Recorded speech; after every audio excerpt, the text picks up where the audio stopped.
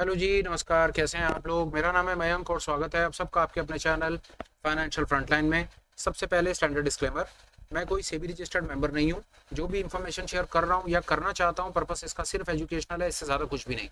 मैं और मेरा चैनल आपको कभी भी किसी भी तरह के वो टिप्स ट्रिक्स रिकमेंडेशंस या कोई गेट रिच क्विक स्कीम के बारे में ना तो बताना चाहते हैं ना प्रमोट करना चाहते हैं।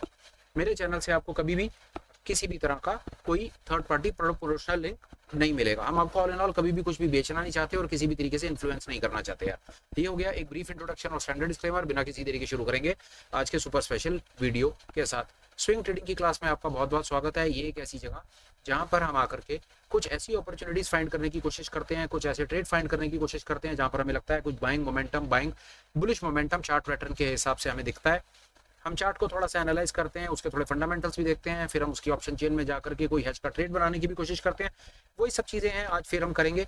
बिना किसी देरी के चलेंगे मेरी स्क्रीन पर और समझने की कोशिश करेंगे आज किस पर्टिकुलर स्टॉक स्क्रिप्ट के बारे में मैं आपसे बात करना चाहता हूँ। इससे पहले कि मैं आगे बढ़ूँ, फटाफट से एक चीज़ और बता देता हूँ। जो भी स्क्रिप्ट या जो भी चार्ट पैटर्न मैं आपके साथ में शेयर करता हूँ, उनका पर्पस आपको कभी भी कोई टिप ट्रिक रिकमेंडेशन देना नहीं है। मैं नहीं चाहता हूँ कि आप स्टॉक के अंदर में जाकर के अपनी कोई पोजीशन बना लें।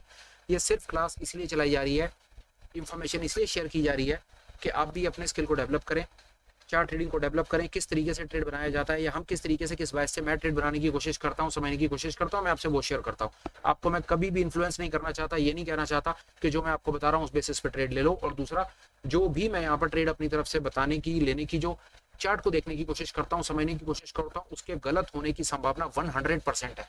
वो डेफिनेटली गलत हो सकता है, स्टॉप लॉस हिट सकता है। स्टॉप लॉस के बिना स्टॉक मार्केट का कोई रेलेवेंस नहीं है। तो कभी ना समझे कि यहाँ पर अगर आप कोई चीज देख रहे हैं तो वो होली ग्रेल है। यहाँ पर सक्सेस की प्रोबेबिलिटी 0% है। लोग कहते हैं कि एक्यूरेसी 100% है और मैं कह रहा हूं कि एक्यूरेसी 0% है, क्योंकि काम सारा का सारा प्रोबेबिलिटी का है। आप फ्यूचर को लेकर के सिर्फ प्रोबेबल हो सकते हैं, एक्यूरेट नहीं हो सकते हैं। प्रोबेबिलिटी का काम है, वही हम करते हैं। अब नहीं होगा 1 मिनट का डिले। और जिस स्क्रिप्ट के बारे में मैं आपको बात करना चाहता हूँ, वो स्क्रिप्ट आप देख लीजिए। वो स्क्रिप्ट का नाम है ग्लेनमार्क। फार्मास्यूटिकल के अंदर बहुत बड़ा नाम है, इंट्रोडक्शन की जरूरत नहीं है। स्टिल हम इसके बारे में बात करेंगे। चार्ट आप देख रहे हैं वीकली टाइम फ्रेम के ऊपर। ये सामने इस पर्टिकुलर लेवल के ऊपर में मेरे को यहाँ पर एक बुलिश मोमेंटम नजर आता है। मैं यहाँ पर एक लाइन लगा देता हूँ। करंट रेटों के ऊपर में मुझको यहाँ पर एक बाइंग मोमेंटम नजर आता है, वो आपने देख लिया। नीचे मैंने लगा दिया स्टॉप लॉसेस के कुछ लेवल्स। ये लाइन मेरे से बार बार इधर उधर हो रही है, मैं देख लेता हूँ। पर्टिकुलर रेटों के ऊपर मुझको लगता है यहाँ पर एक बाइंग अपॉर्चुनिटी बनती है। नीचे जो आप लाल लाइनें देख रहे हैं, पहली, दूसरी, तीसरी, ये हैं इसके स्टॉप लॉस के लेवल। स्टॉप लॉस के लेवल दूर हो सकते हैं क्योंकि जो हम बात करते हैं वो बात वीकली टाइम फ्रेम पर करते हैं, पहली चीज। दूसरा, अपॉर्चुनिटी को आप देख करके इंट्राडे में ट्रेड फाइंड करने का विचार ना करें, क्योंकि ये ट्रेड स्विंग ट्रेड है। और स्विंग ट्रेडिंग में भी हमारी कोशिश होती है कि हम कभी भी पोजीशन अपनी तरफ से नेगेटिव नहीं बनाते, हम डिलीवरीज नहीं लेते या फ्यूचर में ट्रेड नहीं करते हैं।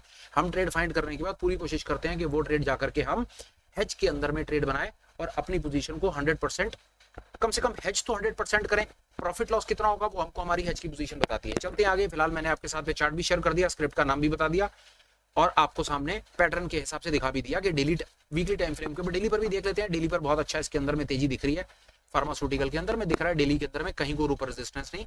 बाजार अपने यहाँ से इसकी वोलेटिलिटी के बैंड्स भी इंक्रीज कर रहे हैं और दूसरा, बाजार अपने रेजिस्टेंस काट करके ऊपर की तरफ चल रहा है। एक चीज आपको और बता देता हूँ। देखिए, जहां तक चार्ट ट्रेडिंग का सवाल था वो मैंने आपके साथ में कर दी। आपको एंट्री भी बता दी, कहां पर मेरे को प्रोबेबल एंट्री दिखती है। मैंने इसके अंदर में आपको स्टॉप लॉसेस के लेवल भी सामने लगा करके दिखा दिए। अब एक चीज है, आमतौर के ऊपर हम कोशिश करते हैं कंपनीज का ना डेटा रीड करने की, और डेटा से हमारा मतलब है कि साथ में हम इसका फंडामेंटल्स भी रीड करने की कोशिश करते हैं। पर जैसे ही मैं ग्लेनमार्क फार्मास्यूटिकल के फंडामेंटल्स में जाता हूँ ना, बिल्कुल मैं पंचर हो जाता हूँ। दुनिया जान की बुराइयां इसके अंदर में।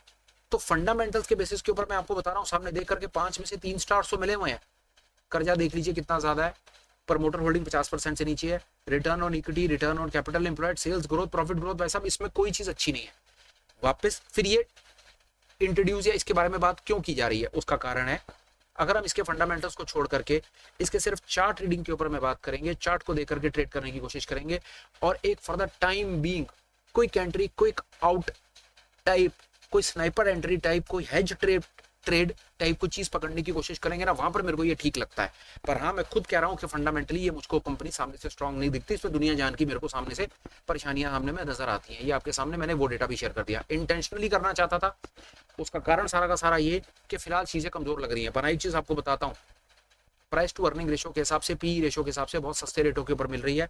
कोई ना कोई इसके अंदर में मुझको ऐसी खबर, मुझको जो ऐसी गट फील आती है कि कहीं पंटर बड़ा पैसा इसके अंदर अपनी बाय पोजीशन बना रहा है। मे बी उसको फ्यूचरिस्टिक काम अच्छा इसके अंदर में होता हुआ नजर आता है। As of now current data को देख करके खबर अच्छी नहीं है, ये मैं अपनी तरफ से एम्फेसाइज करना चाहता था, वो इन्फॉर्मेशन मैंने आपको दे दी भाई साहब। अब चलो आगे, चार्ट पर बात हो गई, फंडामेंटल हो गई, फंडामेंटल इसके कमजोर है, कहीं पर कोई अच्छी खबर मुझको नजर नहीं आ रही। इसके सारे ग्राफ्स का मुंह देख लो, नीचे की तरफ जा रहा है, और यहाँ पर इसकी देखो तो यहाँ पर ठीक है, इसके पास कुछ अच्छाइयाँ हैं पर इसकी बुराइयां भी ठीक ठाक हैं। इसका प्रॉफिट और इसका रेवेन्यू पिछले समय में अच्छा नहीं रहा है, पर हाँ शायद ये कारण है कि ये अच्छे प्राइस टू अर्निंग रेशियो के बेसिस के ऊपर बाजार में सस्ते रेटों के ऊपर माल मिल रहा है। नेकेड पोजीशन नहीं बनानी है, डिलीवरी नहीं लेनी है, फ्यूचर में ट्रेडिंग नहीं करनी है, करना क्या वो मैं आपको बताऊंगा। अभी तक हमने ये देख लिया, लॉन्ग की पोजीशन बनानी है। मैं लॉन्ग की पोजीशन कैसे बनाऊंगा, मैं 2 मिनट लगा करके आपके साथ में वो इन्फॉर्मेशन शेयर कर रहा हूँ, और उसके बाद ये फीड क्लोज। आइए इसके बाद मैं गया इसको देखने के लिए, मैंने देखा कि इसकी हिस्टोरिकल वोलेटिलिटी, हम उसी तरीके से चलेंगे। हम सिर्फ हैज का ट्रेड बनाते हैं, और हैज का ट्रेड बनाने का हमारा बड़ा सीधा सीधा तरीका है। हम सबसे पहले देखते हैं कि इसकी एनुअलाइज वोलेटिलिटी, इसकी हिस्टोरिकल वोलेटिलिटी क्या रही है, और वो रही है 38.59%। फिर हम देखते हैं इसकी करंट वोलेटिलिटी के लेवल्स क्या है, 31%, मतलब स्टिल डिस्काउंटेड है, यहाँ पर ऑप्शन को बाय करके चला जा सकता है। हिस्टोरिकल वोलेटिलिटी और करंट इंप्लाइड वोलेटिलिटी के बेसिस के ऊपर ये चीज सामने नजर आती है कि यहाँ पर एक लॉन्ग पोजीशन बन सकती है। दूसरा, जब मैं इंप्लॉयड वोलेटिलिटी परसेंटाइल देखता हूँ 16.5% है, इसका सीधा सीधा मतलब है कि यार अभी यहाँ पर वोलेटिलिटी के बढ़ने के चांसेस हैं, कम से कम ग्लेनमार्क के अंदर में वोलेटिलिटी बढ़ती हुई नजर आती है। इस चार्ट ने अपना काम कर दिया। उसके बाद मैं गया एनएससी की ऑप्शन चेन में, वहां पर मैंने देखा क्या हो रहा है, वहां पर आ गया मैं सामने, और ये देखिए ये ऑप्शन चेन है ग्लेनमार्क 1631 के आसपास में है। मैं ट्रेड क्या बनाऊंगा, 1620 1640, 16 की 20 को मैं करूंगा, 1620 की कॉल को बाय कर लूंगा, और 1640 की कॉल को मैं सेल कर दूंगा। मैं ग्लेनमार्क में आपको ट्रेड भी अपना बना करके दिखा देता हूँ कि मेरा ट्रेड क्या होगा। ये हम क्यों कर रहे हैं, ये हम एक्सरसाइज करते हैं सिर्फ मार्केट में अपनी एक डमी, मैं आपको डमी पोजीशन भी बना करके दिखा देता हूँ, और मैं ये चाहता हूँ कि साथ साथ आप ऐसी डमी पोजीशंस बना करके अपने ट्रेड को लगा करके भी देखें। 1620 1640 की कॉल, 1620 की खरीदी, 1640 की मैंने कॉल बेच दी, मार्जिन लगा मेरा पहले 70,000, फिर उसके बाद 50,000 में मेरा काम हो गया। ये करने का ना मेन पर्पस ये भी है कि हम ये मार्जिन भी देख लेते हैं कि मार्जिन क्या लगेगा, और हम साथ साथ एक डमी ट्रेड बनाने की भी कोशिश करते हैं। ये देखिए बन गया एक, इसके अंदर मैं देख रहा हूँ 7,500 प्रॉफिट आता है, 7,000 लॉस आता है। बुल कॉल स्प्रेड है, कुछ नहीं है, एक कॉल खरीदी, out of the money call बेच दी, ये सीधा सीधा बुल कॉल स्प्रेड है। 52% इसकी सक्सेस की प्रोबेबिलिटी है, पर ये मैं समझता हूँ, देखिए बाजार इस समय बंद है, स्टैटिक है, ये डेटा लगा दिया है सामने, पर इसका असली रेलेवेंस निकल करके आएगा जब आप लाइव मार्केट में कल इसको ट्रेड को देखेंगे। डमी ट्रेड मैं आपके सामने बना करके दिखा रहा हूँ, और डमी में पोजीशन बना करके यहाँ पर छोड़ूंगा भी, ताकि हम उसको फ्यूचर में देख भी पाए कि हम उसमें कुछ कर पाए या नहीं कर पाए। हम यहाँ पर बनाते हैं,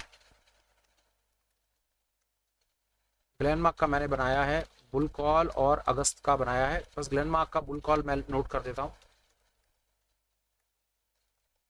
ये ठीक है, मैंने आपके सामने एक पोजीशन बना दी, मैंने उसको पोजीशन को कंफर्म कर दिया, लोड बिल्डर कर दिया, ये पोजीशन आपके सामने यहाँ पर दिखेगी। बाकी ठीक है सर, सामने वही आ गया, 7,500 प्रॉफिट आता है, 7,000 लॉस आता है। अब कल इसको बाजार में चलते बाजार में करके देखेंगे कि इसका क्या होता है क्या नहीं होता। मोटा मोटा मैं आपके साथ अपना बायस शेयर कर पाया।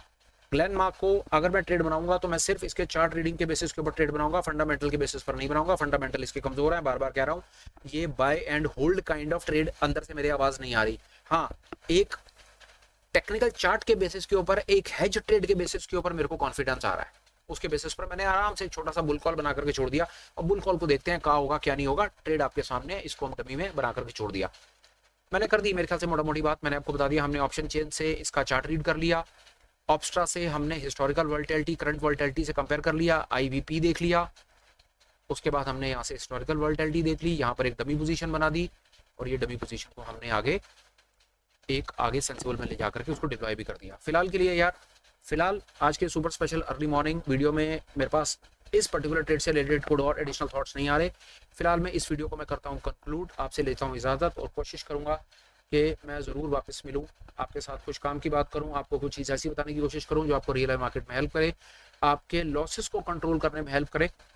और चाहूँगा यार, अगर आप अपनी हेजिंग की तरफ थोड़ा सा अपने नॉलेज को एनहांस करते हैं ना, तो विश्वास जानिए आप मतलब सेफ हो जाएंगे, और थोड़ा थोड़ा आपको सब ठीक ठाक रहा आपके चार्ट रीडिंग के बेसिस पर, और थोड़ा सा जो वोलेटिलिटी और जिसके बेसिस पर हम ये स्प्रेड्स बनाने की कोशिश करते हैं, उम्मीद है आपको थोड़ा बहुत प्रॉफिट जनरेट हो जाएगा। फिलहाल till we meet again, please take care, bye bye, have a great day and superb life ahead, bye bye friends, bye.